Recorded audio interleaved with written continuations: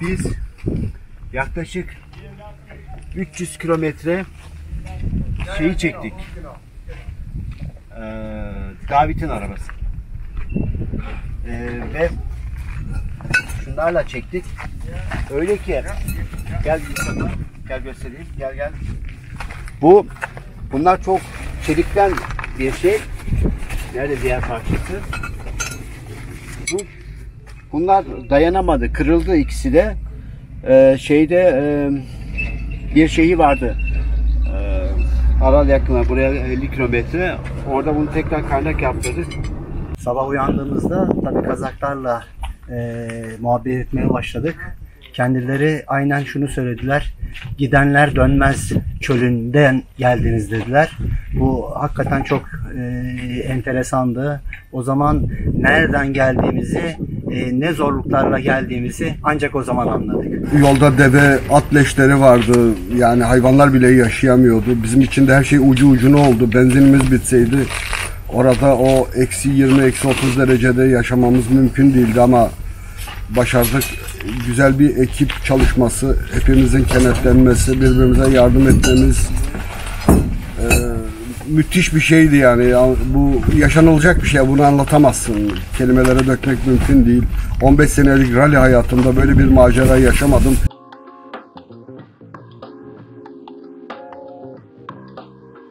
Sabah araçlarımızın bakımlarını yaptırdıktan sonra bugünkü hedefimiz olan Rusya'nın uzay üssü Baykonur'a doğru yola çıkıyoruz. Yaklaşık 3,5 saat süren yolculuktan sonra Baykonur'a varıyoruz. Ama ne yazık ki şehre girme imkanımız yok. Çünkü önceden izin almamız gerekiyormuş. Kısa bir molanın ardından Türkistan şehrine doğru yola çıkıyoruz. Ama öncesinden Dede Korkut Türbesi'ni ziyaret ediyoruz. Evet, şu anda Dede Korkut'un türbesine geldik. Yolumuzun üzerinde. Buraya gelip de burayı görmeden, ziyaret etmeden gitmek de olmaz.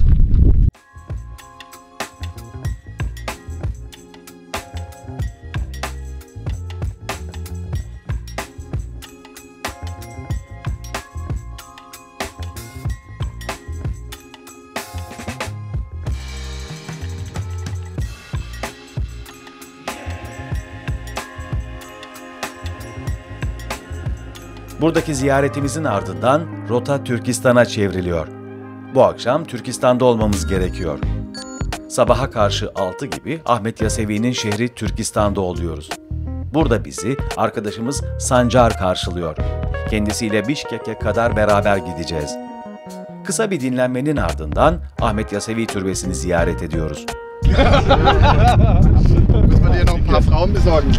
Sen kaç yaşına girdin kuzen? 57. Maşallah.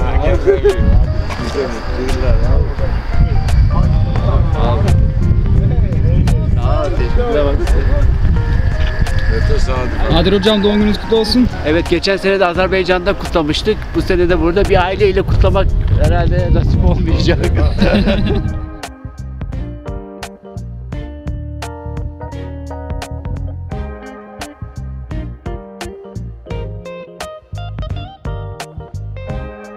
Timur'un son zamanlarında ölmeden önce verdiği emirle, buyrukla yapılmaya başlanmış. Kendisi Çin'e sefere gittiği zaman vefat ettikten sonra bu bitmediği için bu şekilde kalmış.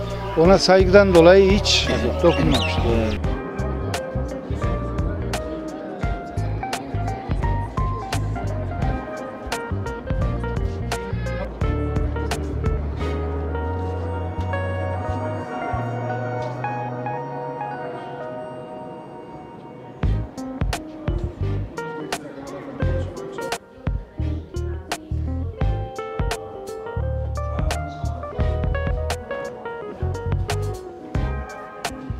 Sonrasında ise Ahmet Yasevi Üniversitesi'ni ziyaret ediyoruz. Burada bizleri üniversite yönetimi karşılıyor. Bugün benim doğum günüm olduğu için güzel bir sürpriz yapılıyor. Ve doğum günü pastam geliyor. Bugün aynı zamanda rektörümüzün de doğum günü. Bu güzel karşılama bizlere yorgunluğumuzu unutturuyor. Tuna'dan Orhun'a rally grubunun Türkistan'ımıza uğradığını duyduk ve üniversite olarak ekibi burada misafir etmekten büyük bir onur duyduk. Onların yaptığı faaliyet halkların bütünleşmesi, halkların birbirleriyle buluşması ve muhteşem bir dostluk grubunun oluşmasına vesile oluyor. Bu anlamda bu tür faaliyetler ülkeler için, toplumlar için, milletler için fevkalade önemlidir. İçerisinde gördüm birçok devletten, birçok milletten sporcularımız var. Evet, bugün çok güzel bir projeye tanık olduk ve bu anlamlı projede Türksoy'un başlattığı biz üniversite olarak değerli arkadaşlarımızı aramızda görmekten çok mutluluk duyduk. Evet, Ahmet Yesevi Üniversitesi'ni ziyaret ettik. Gerçekten bütün yönetim kurulu buradaydı, profesörler, yönetim kurulu başkanları. Bir de doğum günü kutladık ve kendimin de bugün doğum günüydü. Rektörümüzün de güzel, hoş bir sohbetti. Anılarımızı anlattık. Artık seneye tekrar burada görüşmek dileğiyle. Buradan şimdi Çimkent'e gidiyoruz.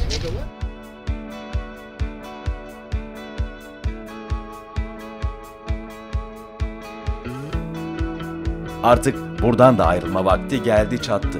Startı verip bir sonraki durağımız olan Kazakistan'ın Çimkent şehrine doğru yola çıkıyoruz. Kısa bir mola verdikten sonra Çimkent'te oluyoruz. Burası bir zamanlar Kazakistan'ın en büyük kentiymiş. Bugünse 3. büyük kent. Sabah kahvaltımızı yaptıktan sonra Kırgızistan'a doğru yola çıkıyoruz. Evet, şu anda Çimkent'teyiz. Bugün Kazakistan'daki son günümüz. Dün akşam finalimizle yaptık. Ondan sonra dolduralım. Şimdi Bişkek'e doğru yola çıkıyoruz. Yaklaşık bir 500 kilometre yolumuz var. Tamam, doldu. Ondan önce arabalarımızın son bir kontrolünü yapıyoruz. Artık bu arabalarda da sona yaklaştık. Bu zamana kadar sorunsuz getirdiler. Benzin kapağı dışında hocam. Yani Yusuf'la Sefa'ya rağmen araba geldi. Talihsiz bir kaza sanmış sadece. Biraz hasarımız var. Başka da bir şey demiyorum. Valla yolda bir şekilde benzin depo kapağı kaybolmuş. Şimdi ister istemez buharlaşmasının önüne geçmek ya da toz toprak girmesin diye değişik pet şişelerin çapına göre keseceğiz, deneyeceğiz. Olursa eğer işi bitireceğiz.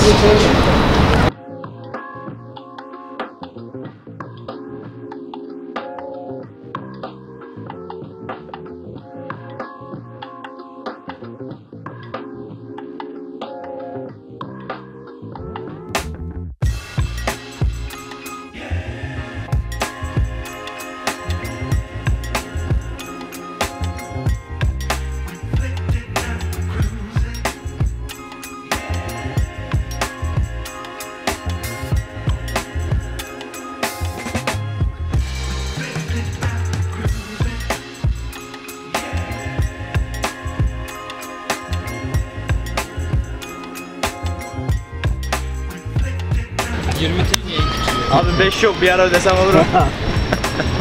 Teşekkürler abi. Bazen çöpler büyük işe yarıyor. Kesinlikle. Çıkartmaya kalk, çıkartamazsın bak. Yani uçak çıkıyor. Benzinimiz var, Bişkek'e kadar da yeter bize. Ya Sorun içeri yok. toz girmesin, benzin buharlaşmasın. Aynen Hava öyle. sıcak. Çok sağ ol abi, teşekkürler.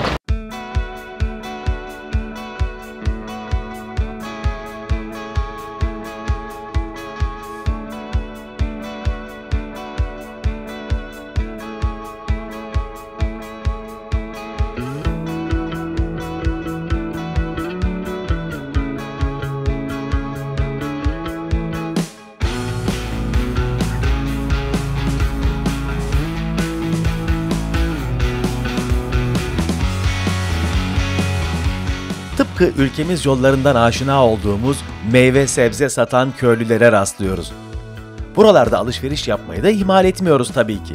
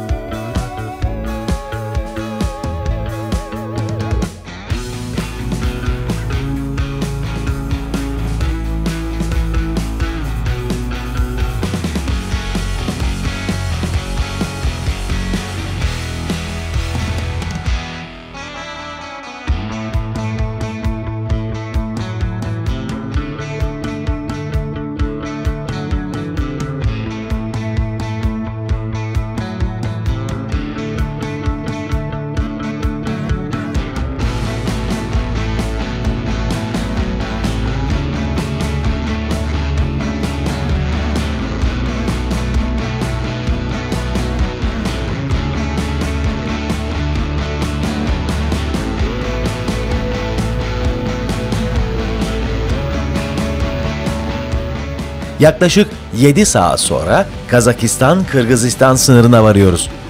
Kapı çok kalabalık. En az 8 saati bulacak bir yoğunluk var. Bu gidişle sabahı bulur sınırı geçmemiz. Çok şükür ki Kırgız makamları Kazak tarafına bilgi verdiklerinden VIP girişinden geçiyoruz sınırı. Tabii ki bu bizim için süper bir kolaylık oluyor. Kazak tarafında işlemlerimiz bittikten sonra nihayet Kırgızistan'a geçiyoruz ve burada bizi Kırgız Kültür ve Spor Bakanlığı yetkilileri karşılıyor. Yöresel ikramların ardından polis eskortuyla bu gece kalacağımız Manas Üniversitesi misafirhanesine doğru hareket ediyoruz.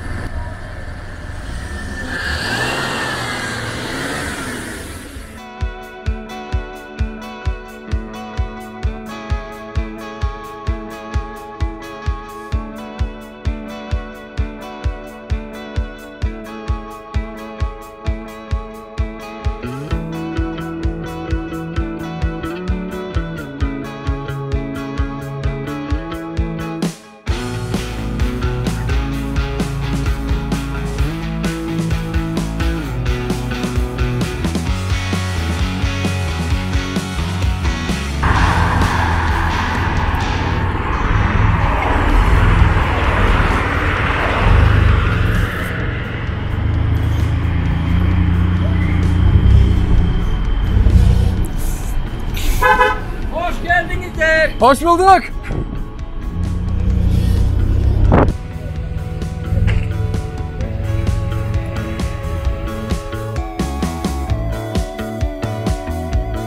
Burada bizi üniversite yetkilileri karşılıyor.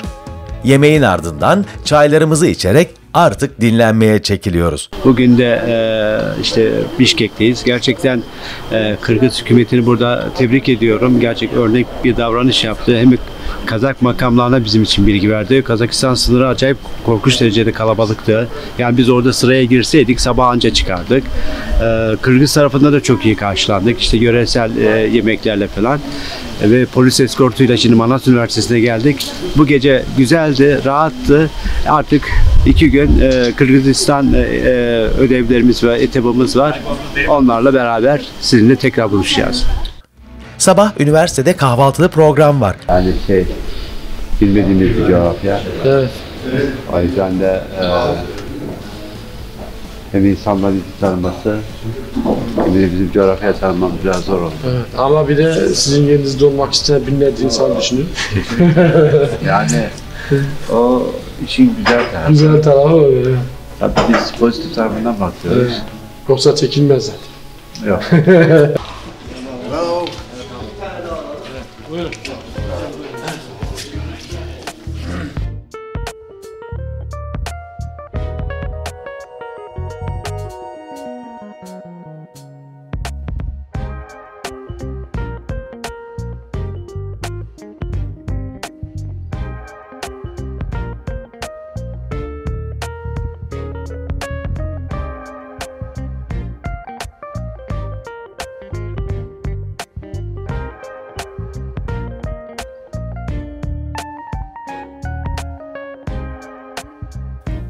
Ve etkinlikten sonra Bişkek'e doğru polis eskortuyla hareket ediyoruz.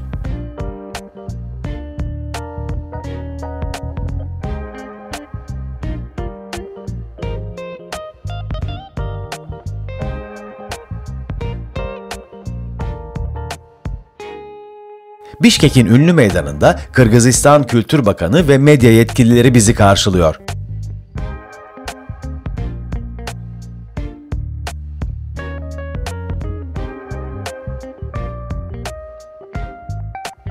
Artık Silk Road Rally'nin sonuna geliyoruz. Türksoy Genel Sekreteri yarışmacılara otantik bir restoranda yemek düzenliyor.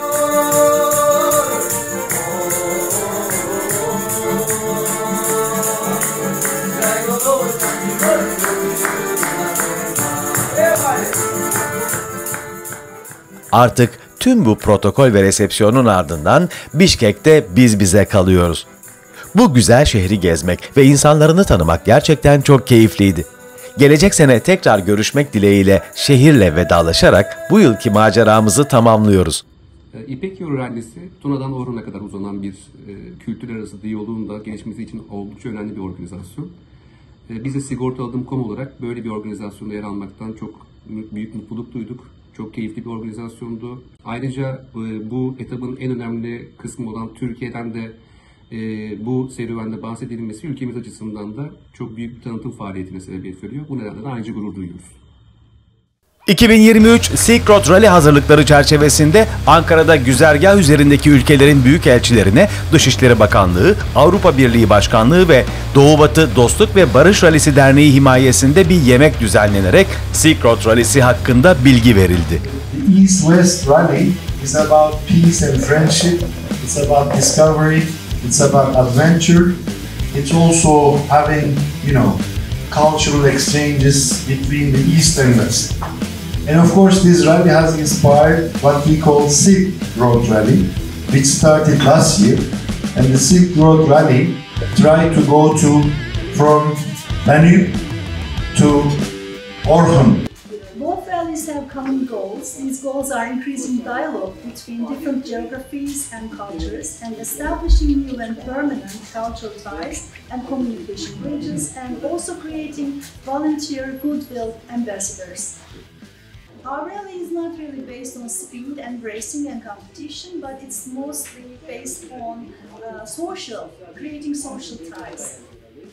In the countries where we carry out our rallies, usually we donate the vehicles to that country, which is our destination. In terms of our connection, China, we need you to reach Mongolia.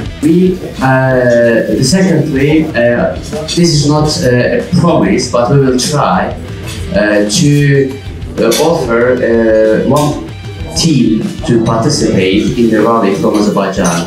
But it's not a promise. I cannot talk on behalf of Azerbaijan Automobile Federation. We will ask them if they have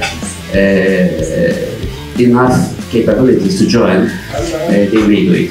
On the 19th, so 21st of August, I only remember that it was one day after our most important national day.